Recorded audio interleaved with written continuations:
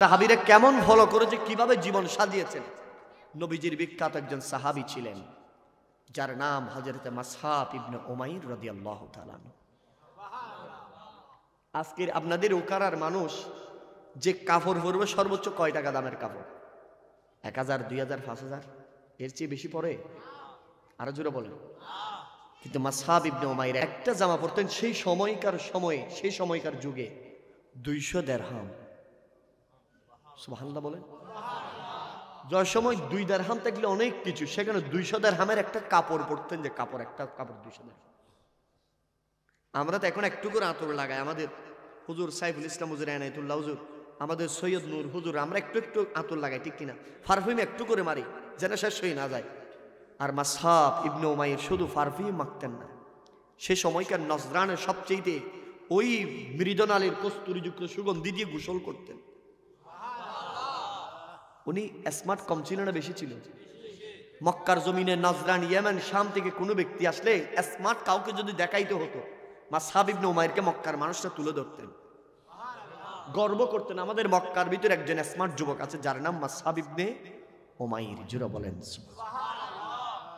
মক্কার জমিনে সাহাবায়ে কেরামের মাঝে যখন মাসহাব ইবনে উমাইর বিচরণ করছেন, আর মানুষ মক্কার জমিনের আবাল বিদ্যা বনিতারা মাসহাব ইবনে উমাইরকে দেখার জন্য দিনের পর দিন মক্কার রাস্তাঘাটে অপেক্ষা করছে। কেমন সুন্দর জীবন ছিল মাসহাব ইবনে উমাইরের। মক্কার জমিনের স্মার্ট একটা যুবক ছিল, যার পুরো জীবনটা এত বেশি সুন্দর ছিল। যখন মাসহাব ইবনে উমাইর বের হতেন, মক্কার যুবকরা, মানুষরা রাস্তার দাঁড়ে দাঁড়িয়ে দাঁড়িয়ে মাসহাব ইবনে উমাইরের জন্য অপেক্ষা করতে। মক্কার মানুষরা সুন্দর কাপড় নিয়ে মাসহাব ইবনে উমাইরের জন্য দাঁড়িয়ে থাকতেন। মক্কার মানুষদেরকে যদি জিজ্ঞেস করা হতো, আরে সুন্দর জামা নিয়ে কেন দাঁড়িয়ে আছো? বলে যে আগামী 1 মাস পরে, 1 সপ্তাহ পরে নানার বাড়ি, শ্বশুর বাড়িতে যাব, আমার তো সুগন্ধি দেওয়ার কোনো সুযোগ নেই, সুগন্ধি আনার কোনো সুযোগ নাই। মাসহাব আসবে, আমার এই নতুন জামাটা মাসহাবের গায়ের সাথে ঘষা দিলে এই মাসহাবের সুগন্ধিটা আমার নতুন জামার মধ্যে লাগবে। বলে যে আমি মাসহাবের সাথে কুশল বিনিময় করব, আমার সুগন্ধি দেওয়ার কোনো টাকা পয়সা নাই, পারফিউম দেওয়ার কোনো টাকা পয়সা নাই, কিমত আমার নাই, কিন্তু মাসহাবের সাথে যদি লাগতে পারে, মাসহাবের হাতের সাথে যদি হাত মিলাইতে পারে, মক্কার বাহাদুর সেই স্মার্ট ছেলে মাসহাবের সাথে কোলাকুলির জন্য আমি রাস্তার দাঁড়ে ঘন্টার পর ঘন্টা অপেক্ষা করছি। ঠিক একই দিনে ভর দুপুরে মাসহাব ইবনে উমাইর ঘর থেকে বের হলেন, আর মক্কার যুবক যুবতীরা মাসহাব ইবনে উমাইরকে ঘিরে ধরলেন। কয়েকশো যুবক যুবতীরা মাসহাবের সাথে গোলাগুলি করছেন। আর এই সময় আরেকজন ব্যক্তি পাশ দিয়ে ডান পাশ দিকে দেখে চলে যাচ্ছে, যেন মাসহাবকে দেখে নাই, যার চুলের ঠিক নাই, জামার ঠিক নাই, পরনে কোনো ভালো টি শার্ট নেই, ভালো জামা নাই, পরনের মধ্যে জুতাও নাই, মোটামুটি আবল তাবল টাইপের। উনি মাসহাবের দিকে না তাকায়, বাম দিকে তাকিয়ে তাকিয়ে তিনি চলে যাচ্ছে। বলেন, আপনাদের দেশের বড় পয়সাওয়ালা মানুষ যদি রাস্তায় থাকে, আরেকজন গরিব মানুষ যদি ওনার দিকে না দিকে যদি অন্যদিকে তাকাই চলে যায়, মাথা কি ঠিক থাকবে না খারাপ হয়ে যাবে? ঠিক একইভাবে মাসহাব ইবনে উমাইর ওই ব্যক্তির দিকে যখন চোখ পড়লো, অবাক হয়ে গেলেন, বলে যে এদিকে আসো। যে কি, তুমি আমার চিনো? হ্যাঁ, আপনার নাম মাসহাব। আমার এই জামার দাম জানো? বলে যে হ্যাঁ, 200 দিরহাম। তো তুমি সব জানো, মানুষ আমার জন্য কোলাকুলি করতে বেকার হয়ে যায়, পাগল দিওয়ানা হয়ে যায়, তুমি কি আমাকে দেখো না? আমার সাথে কোলাকুলি তুমি করবা না?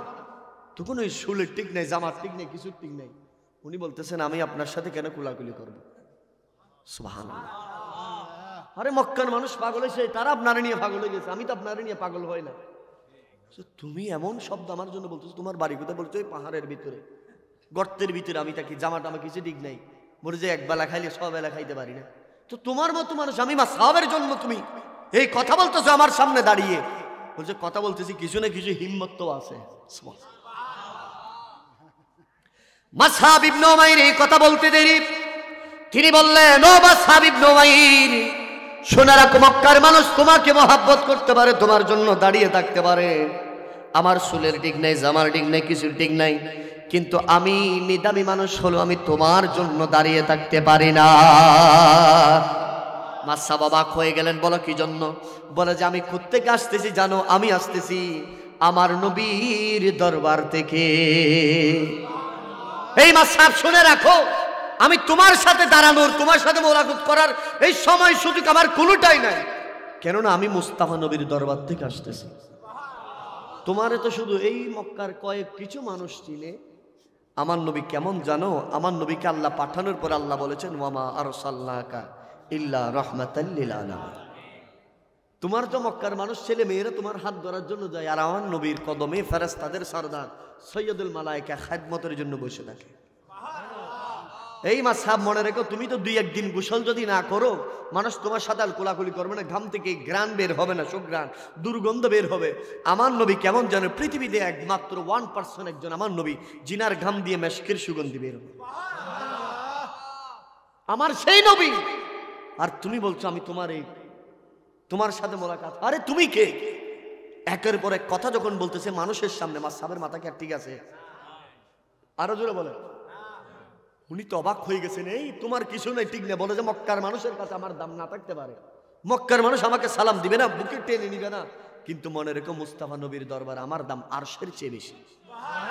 আমার দেখলে আমার নবী বুকে টানি নাই। হাই মাসাব যদি বুঝাইতে পারতাম, আমার নবীর সিনার সাথে লাগলে কি প্রশান্তি। তোমার এই 200 দিরহাম না 2000 কোটি টাকার জামার ভিতরে যে শান্তি নাই, আমার মুস্তাফা নবীর হৃদয়ে কলিজার সাথে বাজলে, চেহারা দেখলে তার চেয়ে 1000 কোটি গুণ শান্তি পাওয়া যায়। তোরা বলেন সুবহানাল্লাহ।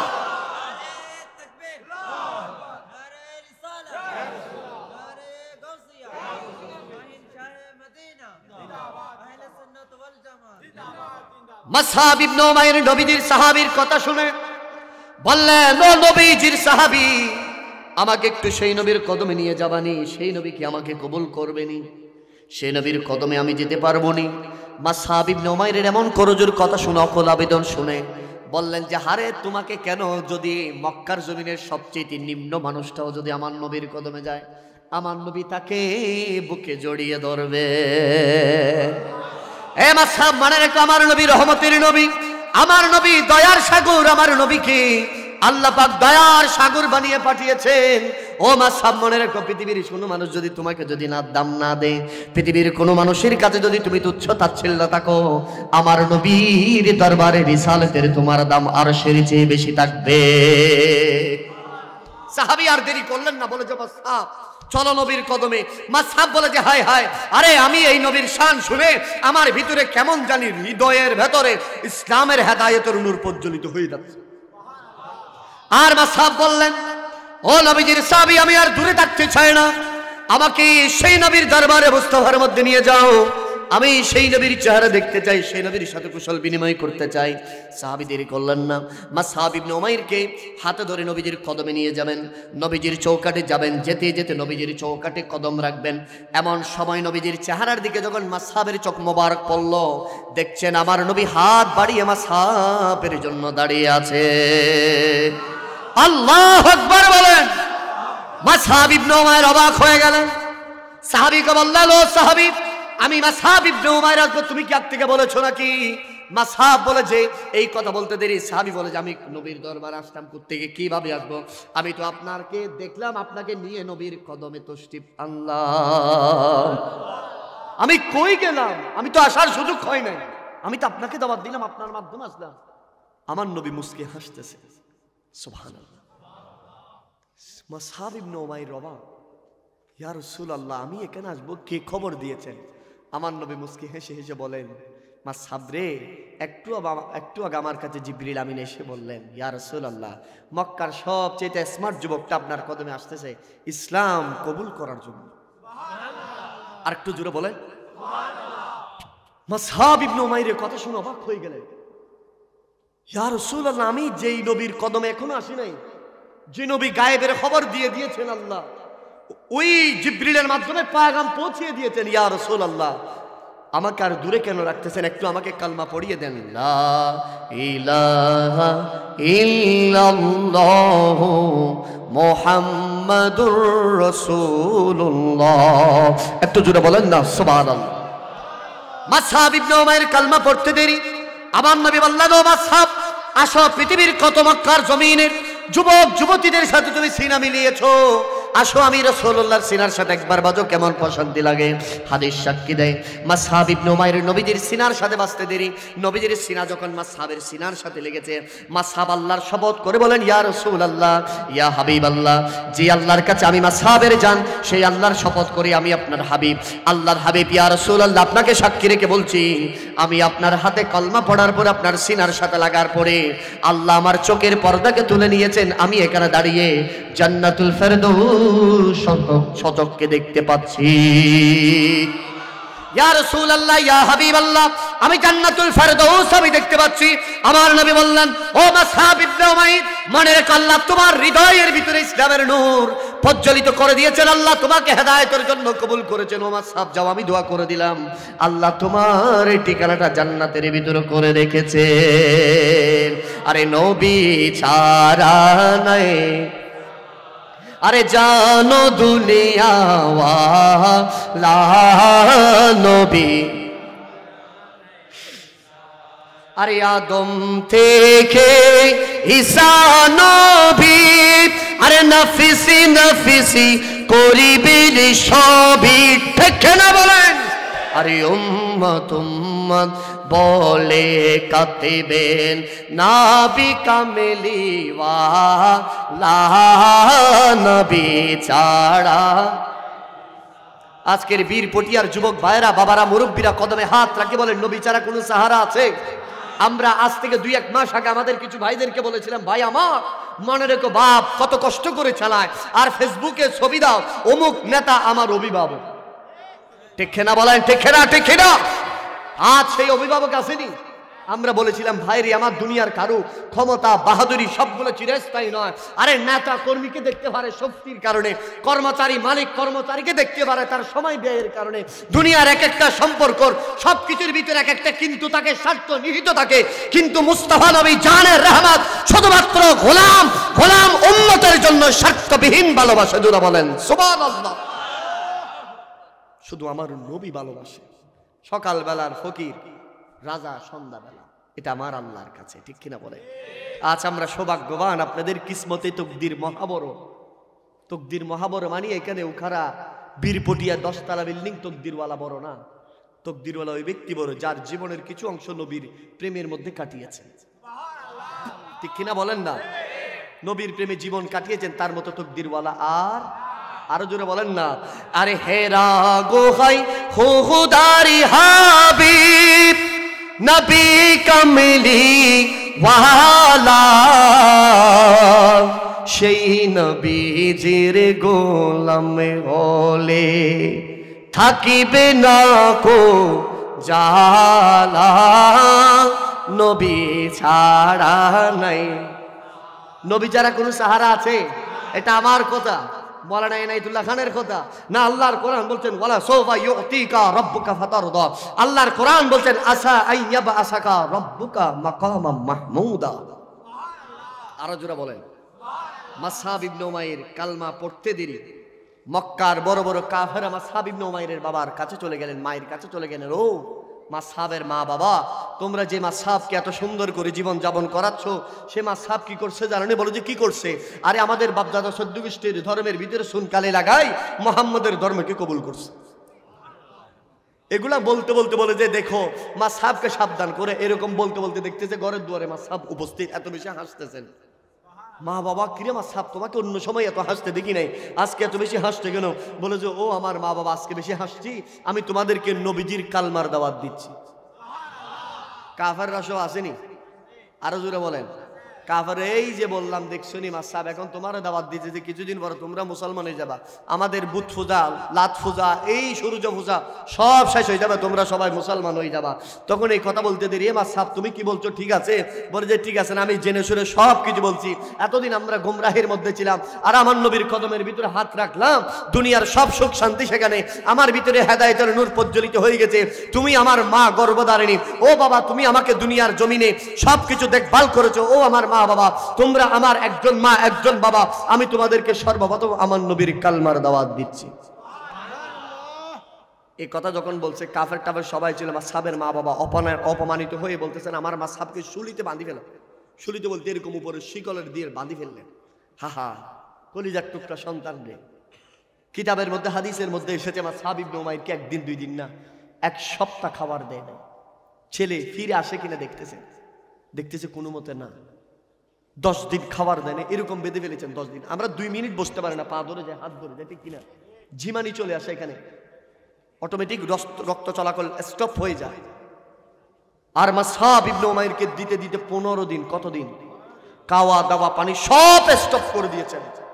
রাত যখন গভীর হয়েছে, এক পাশে মা এক পাশে বাবা, মক্কার মানুষটা ঘুমিয়ে গেছে, এক পাশে মা কানা কানে এসে বলতেছেন মাসহাবকে, জান এখন যায়, এখন যাবে। এরকম অবস্থায় মাসহাব রে, মুহাম্মাদের কালমা ছেড়ে দাও না। নাউজুবিল্লাহ জোরে বলো। ও মাসহাব, মুহাম্মাদের কালমা ছেড়ে দাও। মাসহাব কালমা ছাড়ার কথা উঠছে, চিৎকার দিয়ে উঠলেন, মা আমার কি বলছেন এটা? ও মা, আপনি আমাকে গর্ভধারণ করছেন, 10 মাস 10 দিন পেটে রাখছেন, ঠিক, কিন্তু আমি মাসহাব নই, 1 কোটি মাসহাব চলে যাবে। 15 দিন না 15 বছরও যদি খানা না দেন, জীবনে নবীর কালমা ছাড়ব না। আরো জোরে বলেন। মা তো স্টিচ হয়ে গেছে, অবাক হয়ে গেছে, কি আমার ছেলে কি হয়ে গেল? এই পাশে বাবা দাঁড়ালেন, ও আমার সন্তান, মাসহাব তুমি ছাড়া কেউ নাই আমার বংশের বাতি। ও মাসহাব, তোমাকে 200 নয় 2000 দিরহামের কাপড় পরাবো। মাসহাব তুমি যেমন চলতে চাও তেমন চালাবো। ও মাসহাব, তারপরে নবীর কালমা ছেড়ে দাও। মাসহাব বলে যে অসম্ভব, আমার যে কাপড়, এই কাপড় সব খুলে নাও, আমার কিছু লাগবে না, একটা সালা হলেও আমি নবীর কদমে চলে যাব। আর এদিকে মাসহাব ইবনে উমাইরের মা বাবা বললেন, ও মাসহাব, আমি তোমার মা, গর্ভধারিণী মা। ও মাসহাব, আমি তোমাকে পেটে ধরেছি। ও মাসহাব, আমি তোমার জন্য সব কিছু করতে রাজি। ও মাসহাব বলে, সে নবী তোমাকে কি দিয়ে পাগল করে ফেলেছে? কয় ঘন্টা ছিলে? বলে যে নবীর কদমে কয়েক মিনিট ছিলাম। বলে যে কি এমন জাদু করেছে বলো? তখন মাসহাব বলে যে, ও আমার মা, শুনে রাখো, বাবা শুনে রাখো, আল্লাহর হাবিবের দরবারে যখন আমি উপস্থিত ছিলাম, আল্লাহ আমার চোখের পর্দাকে তুলে নিয়েছে, আমি জান্নাতুল ফেরদৌস দেখতে পেয়েছি। মাসহাব বললেন, ও আমার বাবা শুনে রাখেন, 200 দিরহাম কাপড়ের ভিতরে যে শান্তি পায় না, আপনার এই সুন্দর ঘরের ভিতরে যে শান্তি পায় নাই, আমার নবীর সিনা মোবারকের সাথে বাজার পড়ে যে জান্নাতি ফিল আমি পেয়েছি, যে জান্নাতি সুখ আমি পেয়েছি, তামাম পৃথিবীর কোথাও সে সুখ পাওয়া যায় না। আল্লাহু আকবার বলেন। কেমন সাহাবীদের প্রেম! আজকে আমরা কোথায়? আমরা মাত্র ওই দুপুরে যদি বিহারি বাড়ি যাওয়ার জন্য যদি স্ত্রীর দেওয়া শার্ট পরি বা পাঞ্জাবি পায়জামা যদি পরি, ওকারা গোসিয়া জামা মসজিদে নামাজ পড়ি না। কিরে বাবা, নামাজ পড়েন না? বলে যে না, স্ত্রীর বাস ভাঙ্গি যাবে যদি উজু করতে যায়। ঠিক না বলেন না? আমরা সেরকম মার্কা মুসলমান হয়ে গেছি বাবা। আল্লাহর ওয়াস্তে একটু ইসলামকে জানেন, বলেন ইনশাআল্লাহ। হাত তোলেন। ইসলামকে আমরা জানবো, বুঝবো, মনে প্রাণে ধারণ করবো, বলেন ইনশাআল্লাহ। মাসহাব ইবনে উমাইর মনে আসেনি কোথায় ছিলাম?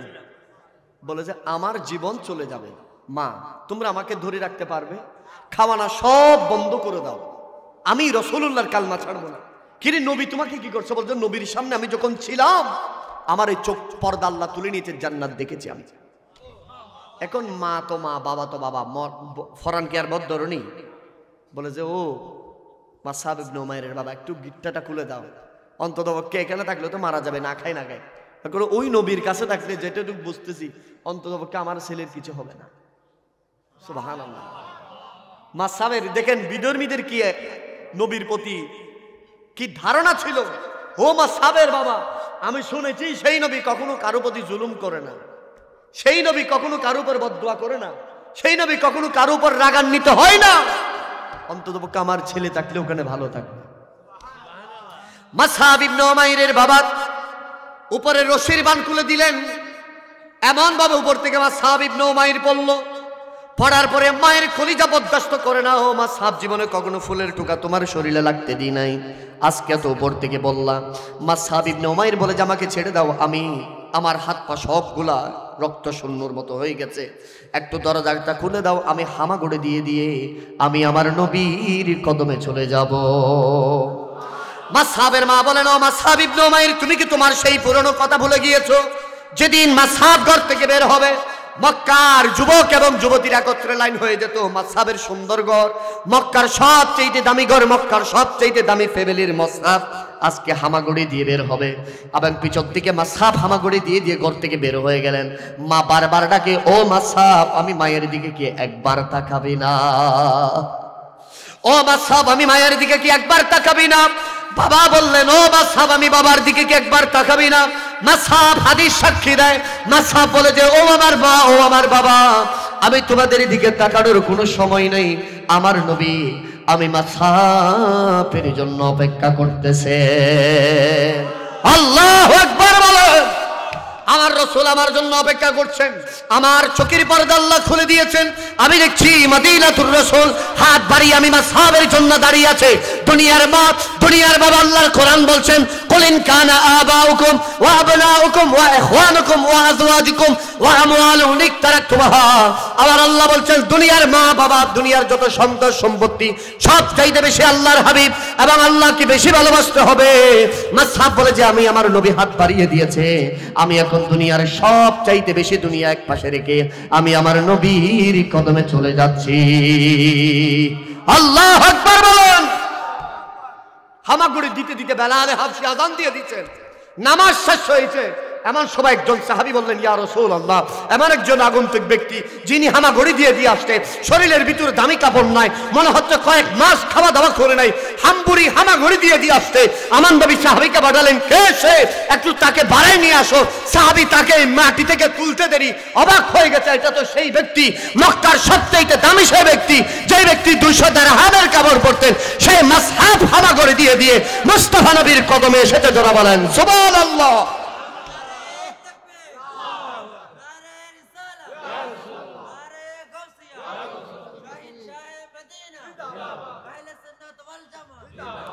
সাহাবীরা যখন এই কথা বললেন, আমার নবী বললেন, সাবধান, সতর্ক হয়ে যাও। ও আমার সাহাবীরা, মাসহাবের এই পরিণতি কেন জানো? আমি রাসূলুল্লাহর প্রেমে। মাসহাব যদি কালমা ছেড়ে দিত, দুনিয়ার সব সুখ শান্তি তার থাকত, কিন্তু মাসহাব দুনিয়ার সুখ শান্তিকে লাথি মেরে আমি রাসূলুল্লাহর ইসলামকে গ্রহণ করেছে। এই সময় ওই আকাবার যে শপথের সময় ইয়াসরিব থেকে কিছু ব্যক্তিরা এসেছিল যারা নবীজির কাছে দেখা করার জন্য, ইয়া রাসূলুল্লাহ, আমাদের ইয়াসরিবের পজিশন খুব ভালো, আলহামদুলিল্লাহ, আপনি একজন স্মার্ট যুবকদের একজন, যিনি বিভিন্ন ভাষা কথা বলতে পারে, যিনি দেখতে সুন্দর, সবকিছু মানুষের সাথে অ্যাডজাস্ট করে চলতে পারবে। আমার নবী বলছেন, মাশাআল্লাহ, মিলে গেছে। মাসহাব রে, তুমি আর মক্কায় থাকতে হবে না, তোমাকেও কেউ নির্যাতন করবে না, তুমি এই মুহূর্তে আকাবার শপথের এদের সাথে তুমি ইয়াসরিবে চলে যাও। জোরে বলেন সুবহানাল্লাহ। ইয়াসরিব মানে বর্তমান মদিনা। মদিনার পূর্ব নাম কি ছিল? এটা মনে রাখবেন। আমার নবী সম্মান বোঝার জন্য কোরআন হাদিসের এত বেশি এলমের দরকার নেই, শুধু মদিনা ইয়াসরিব হয়েছে এটা জানলে তো হয়ে যায়। ইয়াসরিব যেখানে দুঃখ দুর্দশা ছিল, মুস্তাফা নবীর কদম রাখতে দেরি আমার আল্লাহ বলতেছেন, এখানে দুঃখ থাকবে না, জ্বালা যন্ত্রণা থাকবে না, খরা থাকবে না, মহামারী থাকবে না, এটা আমি আল্লাহ আরশের চেয়ে দামি মদিনা বানাই দিলাম। মনে রাখবেন, ইমাম বলতেছেন, সেজন্য পৃথিবীর সবচাইতে দামি জায়গা খানে কাবা। খানে কাবার মধ্যে দামি জায়গা হচ্ছে রুকানে ইয়ামেন, মাকাম ইব্রাহিমের যে জায়গাটা, সেটা এটার মতো দামি জায়গা, এর চেয়ে দামি আরশ, আরশের চেয়ে দামি মদিনা। সুবহানাল্লাহ, জোরে বলবেন না? সেজন্য তা আমার নবী মদিনাকে বলতেছেন, মা বাইনা বাইতি ওয়া মিনবারি রাওযাতুন মিন রিয়াজিল। আর আমার আল্লাহ যেদিন হিজরতের জন্য আমার নবীকে বারবার পিছনের দিকে তাকাচ্ছেন, আমার নবী, মনোযোগ আছে আপনাদের? তখন আল্লাহ বলতেছেন, হাবিবরা, আপনি বারবার পিছনের দিকে তাকাচ্ছেন কেন?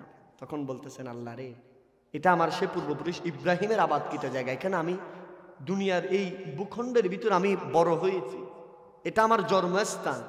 তখন আল্লাহ বলতেছেন, হাবিব রে, এটা মক্কা আপনার প্রিয়, আমি আপনাকে এমন এক জায়গায় নিয়ে যাব যেটা আমি আল্লাহর প্রিয়, সেটা হচ্ছে মদিনায়। সেজন্য মক্কার ভিতরে জান্নাত নাই, মদিনার ভিতরে জান্নাত আছে। हमने माना कि जन्नती बहुत है हंसी, छोड़ के हम मदीना न जाए कहीं। सुभान अल्लाह बोले। यूं तो जन्नती में सब है, मदीना नहीं, और जन्नती मदीने में मौजूद है, हमने आंखों से देखा नहीं है मगर उनके तस्वीर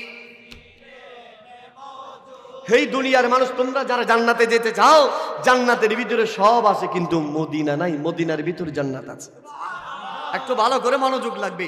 ইউ তো জন্নতি মে সব হ্যায়, মদিনা নেহি, और जन्नती मदीने में मौजूद है। सबाई बोलें, हमने आंखों से देखा नहीं है मगर उनके तस्वीर सीने में मौजूद है।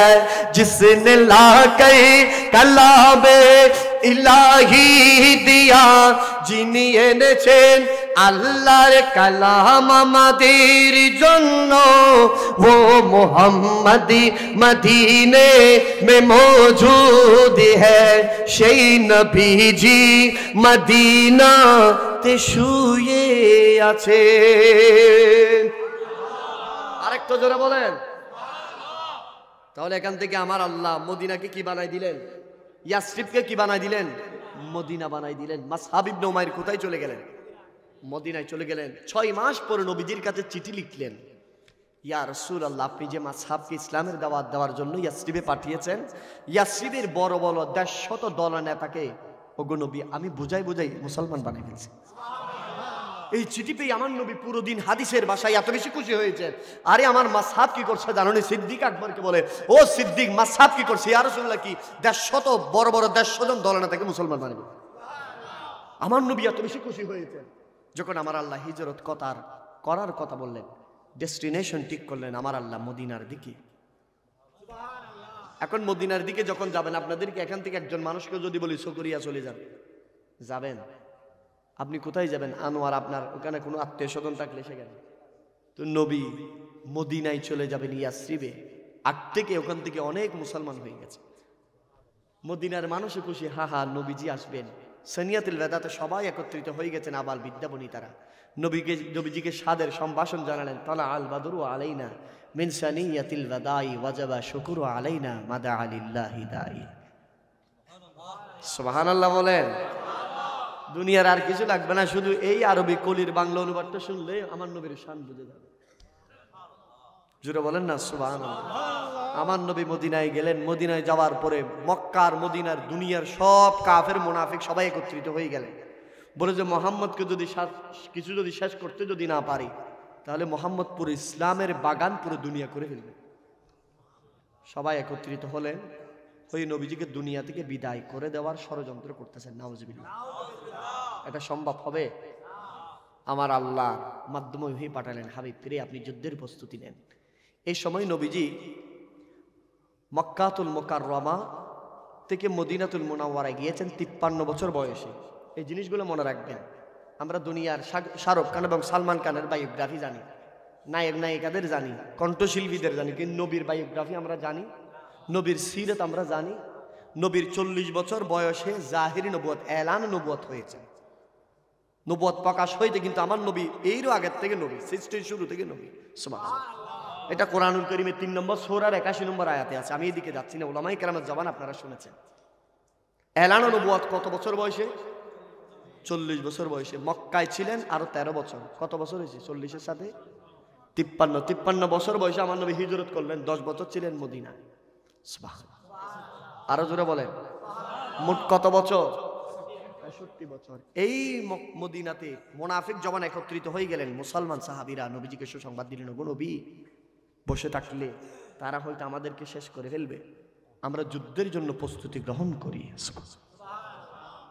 আমার নবী সাহাবায়ে কেরামদেরকে সুসজ্জিত হওয়ার জন্য বললেন, একের পর এক সুসজ্জিত হয়ে যাও। এক এক সাহাবী এক একভাবে সুসজ্জিত হয়ে আসতেছেন। এমন সময় সাহাবায়ে কেরাম প্রত্যেকে সুসজ্জিত হয়ে নবীজির থেকে দোয়া নিলেন। যুদ্ধের আগে নবীজির কাছে সাহাবায়ে কেরাম এসে কি করতেন? দোয়া নিতেন। সুবহানাল্লাহ। আমরা এখন আপন পীর মুর্শিদ আলেমের কাছে দোয়া নিইনি। আমাদের দেশে বহু জায়গায় দোয়া শুনলে বেদাতের ফতোয়া দেয়, শুধু শিরকের ফতোয়া দেয়। দোয়া ছাড়া কিছু আছে? আমার আল্লাহ কোরআন শরীফের ভিতর বলতেছেন, আমি সেই বান্দারে বেশি ভালোবাসি যে বান্দা বেশি বেশি দোয়া করে। আর মোল্লা বলতেছে দোয়া শিরিক। নাউজুবিল্লাহ বলেন। আরো জোরে বলেন না। মক্কার জমিনে সিদ্দিক আকবর দোয়া বেশি বেশি করতেন, আবু জাহেল দোয়া করতেন না। বুঝছেন পার্থক্যটা? তাহলে আজকেও যারা দোয়া শিরিক ফতোয়া দেয়, বংশ কাঁদে, আরো জোরে বলেন, পরে বুঝে মনে রাখবেন এগুলা। আল্লাহ আমাদেরকে এগুলা থেকে হিফাজত করুন। যুদ্ধের ঘোষণা যখন আমার নবী দিয়ে দিলেন, সাহাবায়ে কেরাম এক একজন পরিবার পরিজন থেকে বিদায় নিয়ে নিলেন। একজন সাহাবী বললেন, আমি আমার আপন স্ত্রীকে রেখে এসেছি, যে স্ত্রীকে আমি বিবাহ করেছি দুনিয়ার সব সুখ শান্তি এখানে ছিল। আমি আমার আপন স্ত্রীকে ঘরে রেখে আমি নবীজির ডাকের মধ্যে সাড়া দিয়ে চলে আসতেছি। এমন সময় আমার স্ত্রী পেছন দিক থেকে ডাক দিলেন, ও আমার স্বামী, শেষ কথাটুকু আমার সাথে বলে যান।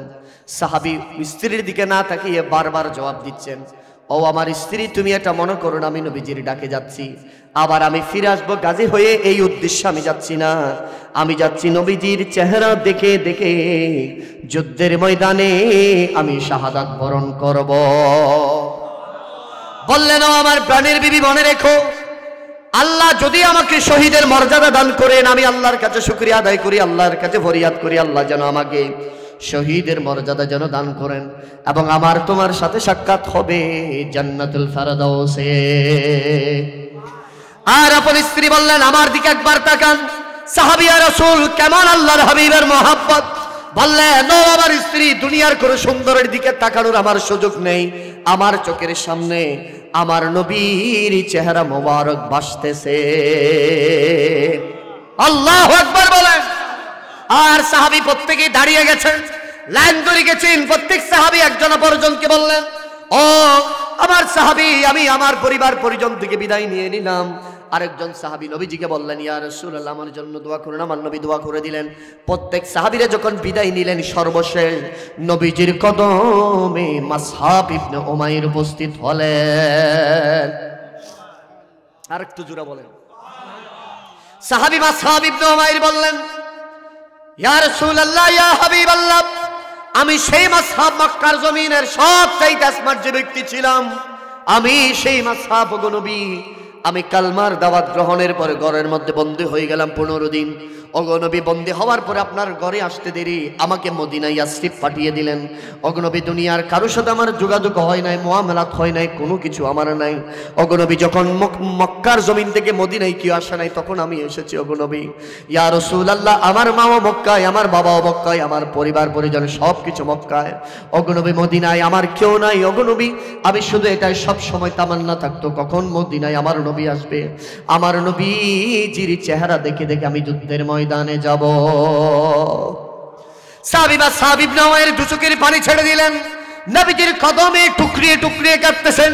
ইয়া রাসূলুল্লাহ, ইয়া হাবিবাল্লাহ, মদিনার জমিনে আমার রক্তের সম্পর্ক বলতে কেউ নাই।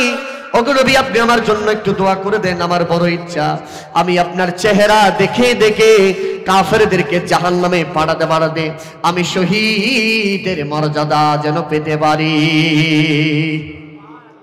আমার নবী মাসহাব ইবনে উমাইরকে বুকে জড়িয়ে ধরলেন, আর গাল মোবারকের মধ্যে আদর করে দিলেন, চেহারা মোবারকে আদর করে দিলেন। সাহাবায়ে কেরাম অবাক হয়ে গেলেন, আজ নবীজি মাসহাবকে এভাবে ছোট্ট শিশুর মতো আদর কেন করছেন? আমার নবী আদরের পরে মাসহাবকে বুকে জড়িয়ে ধরে আমার নবী বললেন, ও মাসহাব রে, দেখা হবে জান্নাতুল ফেরদাউসের মধ্যে।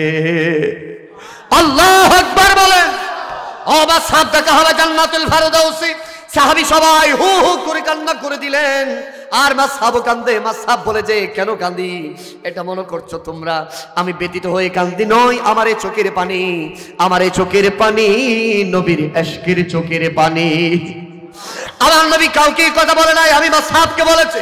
তার মানে হচ্ছে আমি এই যুদ্ধের মধ্যে শাহাদাত বরণ করব, আমি শাহাদাতের মর্যাদা পেয়ে যাবো, এর চেয়ে বড় সুখের আর কি হতে পারে? ও সাহাবী ভাই, আমার জন্য একটু দোয়া করেন, আমি যেন যুদ্ধের ময়দানে ইস্তেকামতের সাথে ধৈর্য ধারণ করতে পারি। সুবহানাল্লাহ বলেন।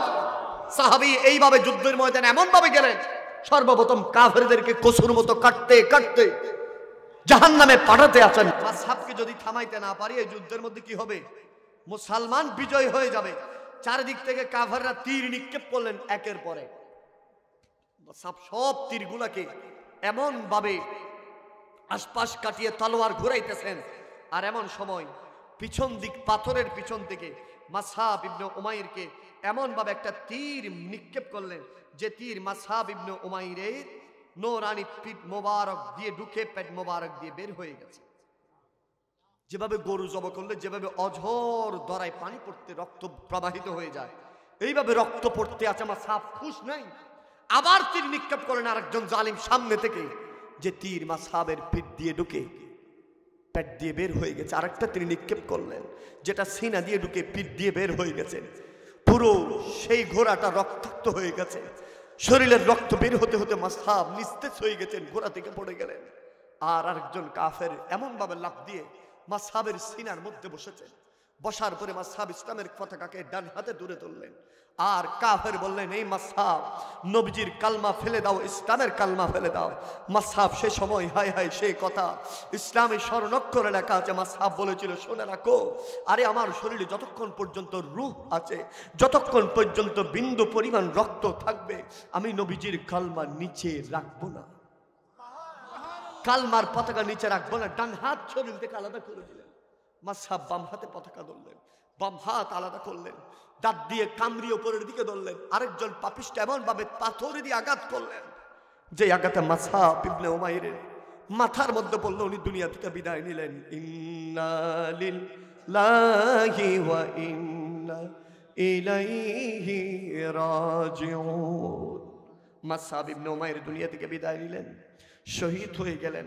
কিছু বিপর্যয়ের পরে মুসলমানরা বিজয়ের উল্লাস করলেন, মুসলমান বিজয় হলেন। সাহাবায়ে কেরামদের বিশাল একটা দল নবীজির কাছে বিজয়ের সুসংবাদ দিলেন। আমার নবী চেহারা মলিন করে আছেন। সাহাবীরা বললেন, ইয়া রাসূলুল্লাহ, বিজয় হয়েছে, ইমারত ইসলাম কায়েম হবে, অনেক গনিমত হয়েছে, ওগো নবী আপনি কি খুশি হন নাই? আমার নবী সর্বপ্রথম জবান খুলে বললেন, আমি খুশি তখন হব যখন আমার মাসহাবের লাশকে আমার সামনে আনতে পারবা। সাহাবীদের একটি দল চলে গেলেন, মাসহাব ইবনে উমাইরকে খুঁজতেছেন। একজন সাহাবী দূরে নবীজির কাছে কাটা একটা হাত নিয়ে আসলেন। ওগো নবী, একটা হাত পেয়েছি। হাতের কাপড়গুলো দেখে মনে হয় নিশ্চয়ই মুসলমান ছিল। আমার নবী হাত দেখা মাত্র অঝর ধরায় কান্না হাওমাও করে কান্না করে দিলেন। বলেন যে এটা আর কারো হাত হতে পারে না, এটা মক্কার জমিনের বাহাদুর স্মার্ট সেই সাহাবী আমার মাসহাবের এটা হাত। আরেকজন সাহাবীদেরকে পাঠালেন, বলেন আমি মাসহাবের হাত পেয়েছি, আমার মাসহাবের জিসম মোবারক কোথায়? সাহাবীরা খুঁজতে খুঁজতে ওই পাহাড়ের পাদদেশের মধ্যে কাফেরদের বিরাট বিরাট শরীরের নিচে ছোট্ট মাসহাব ইবনে উমাইর এর দেহ মোবারক নিস্তেজ হয়ে পড়ে আছে। সাহাবায়ে কেরাম বের করলেন চেহারা মোবারক, মাথা মোবারক, হাত মোবারক সবকিছু নিয়ে নবীজির কাছে আসলেন। আর নবীজি মাসহাব ইবনে উমাইরের সেই চেহারা মোবারক থেকে বালো মোবারক গুলো সরাচ্ছেন, চুল মোবারক গুলো পরিষ্কার করে দিচ্ছেন, রক্ত মোবারক গুলো পরিষ্কার করে দিচ্ছেন, আর মাথা মোবারকের সাথে জিসিম মোবারককে লাগিয়ে দিচ্ছেন, আর হাত মোবারক গুলো লাগিয়ে দিচ্ছেন। এবং আমার নবী ঘোষণা করলেন, ও আমার সাহাবী জানাজার ইন্তজাম করো, আমার মাসহাবের জানাজা আমি রাসূলুল্লাহ পড়াবো। ও সাহাবীরা শোনা রাখো, শুধু তাই নয়, আমার মাসহাবকে আমি কাফন পড়াবো, আমার মাসহাবকে আমি কবরে রাখবো। শুনে রাখো, মাসহাবকে রাখার আগে এই কবরের ভিতরে আমি রাসূল প্রথম ঘুমাবো। আল্লাহু আকবার বলেন। সাহাবায়ে কেরামগণ মাসহাবের জানাজা পড়লেন। নবীজির কান্না দিকে সাহাবায়ে কেরামগণ ঝড় ধরে কান্না করছেন। মাসহাবের জানাজার পরে কবরের পাশে মাসহাবের লাশ মোবারক আনা হলো। আমার নবীজি মাসহাবের কবরের মধ্যে শুয়ে শুয়ে আকাশের দিকে তাকিয়ে কবরকে সম্বোধন করে বলেন, ও কবর তুমি কতই না ভাগ্যবান, তোমার ভেতরে আমার আদরের মাসহাব থাকবে। ও কবর তুমি কতই ভাগ্যবান, তোমার ভিতরে আমার মাসহাব থাকবে সারা জীবন। ও কবর তুমি আমার মাসহাবের খেদমত করে। আমার নবী উঠে গেলেন, সাহাবায়ে কেরাম দুজন ধরলেন। আমার নবী এত ভাবে কান্না করলেন, সাহাবীরা বললেন, ওগো নবী আপনি যদি এভাবে ভেঙে পড়েন কাফেররা সুযোগ পেয়ে যাবে। আমার নবীকে সিদ্দিক আকবর জড়িয়ে ধরলেন, ফারুক আজম ধরলেন, ওগো নবী শান্ত হয়ে যান। মাসহাব ইবনে উমাইরের কাফিন মোবারক কবরের ভিতরে রাখলেন। রাখার সঙ্গে সঙ্গে আমার নবী অঝর ধরায় কাঁদতে কাঁদতে দাড়ি মোবারক ভিজে যাচ্ছিলেন। এমন সময় আমার নবী মাসহাবের দিকে তাকালে কাঁদে, আর আসমানের দিকে তাকালে মৃদু মৃদু হাসে। আরেকটু জোরে বলেন। সাহাবী বললেন, ইয়া রাসূলুল্লাহ, আসমানের দিকে তাকালে আপনি হাসেন, মাসহাবের দিকে তাকালে কাঁদেন কেন? তখন আমার নবী বললেন, আমি যখন মাসহাবের দিকে তাকাই আমার কষ্ট লাগে, বুক ফেটে যায়, সেজন্য আমি কাঁদি। আর আসমানের দিকে তাকালে আমি দেখছি মাসহাবকে হাসি হাসি জান্নাতের ফেরেশতার জান্নাতের ভিতরে ঢুকাই দিচ্ছে। এবং আমার নবী মাসহাবের কবরের সামনে দাঁড়িয়ে সুসংবাদ দিলেন, ও বাবার সাহাবীরা শুনে রাখো, মাসহাবের মদিনার মধ্যে কোনো আপন মানুষ ছিল না। আজ আমি ঘোষণা করে দিলাম, মাসহাবের জন্য আমি রাসূলুল্লাহ আছি। এবং আমার নবী বললেন, কিয়ামত পর্যন্ত মাসহাবের এই ঈমানের কথা শুনে, মাসহাবের এই ঈমানের কোরবানির কথা শুনে যে ব্যক্তি চোখের থেকে মাছির মাথা পরিমাণ এক ফোঁটা পানি বের হবে, কিয়ামতের ময়দানে তাদের হাসর নসর মাসহাবের সাথে হবে। আল্লাহু আকবার বলেন। আরে জন্ম আমার নবীর যুগে হতো, জন্ম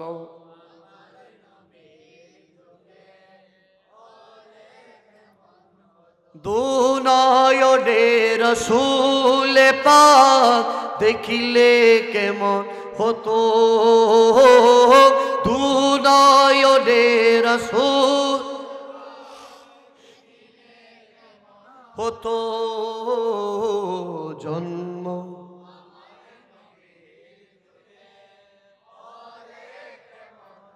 আসতো বেশে হাজিরাতি বিলালে মধুর আযান, যেই আযানে ছিল এমন প্রেম মুকুদ রহমান,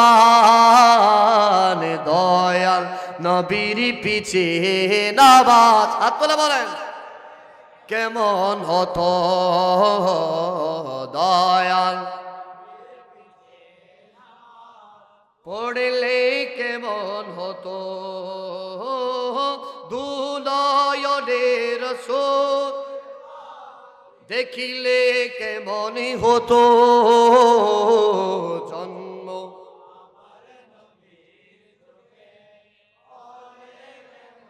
হতো জন্ম আমার নবীর যুগে। একটু ইমানি কণ্ঠে একবার কণ্ঠকে কণ্ঠ মিলিয়ে বলেন না ইয়া রাসূলুল্লাহ। আর একটু জোরে। মাসহাবের লাশ মোবারক কোথায়? কবর মোবারকে। আরে সময় মাসহাবের চেহারা দেখা যায়। আমার নবী সাহাবীদেরকে আদেশ করলেন, ও সাহাবী চেহারা ঘুরে দাও। চেহারা ঘুরে দেওয়ার জন্য কাফনটা উপরের দিকে টানলেন, দেখতেছে পা দেখা যায়। আমার নবী কান্নার আওয়াজ আরো বাড়াই দিলেন, এই সাহাবী এ কোন মাসহাব, তোমরা কি ভুলে গেছো? 200 দিরহামের কাপড় পরতেন। মক্কার সব চাইতে স্মার্ট যে ব্যক্তি ছিল, যার বাবার টাকা পয়সার কোনো অভাব ছিল না, আজ মাসহাব থেকে ইসলামের জন্য দুনিয়া থেকে বিদায় নিচ্ছে। এমন ছোট্ট একটা কাপড়ে কাফন হয়েছে মাসহাবের, যে কাপড় চেহারা ডাকতে গেলে পা দেখা যায়, পা ডাকতে গেলে চেহারা দেখা যায়। কি করবেন ইসলামের জন্য? আর আমি আপনি কি করছি? একটু করে মিলান। সেজন্য আমার আল্লাহ বলতেছেন, লাকাদ কানা লাকুম ফি রাসূলিল্লাহি উসওয়াতুন হাসানাহ।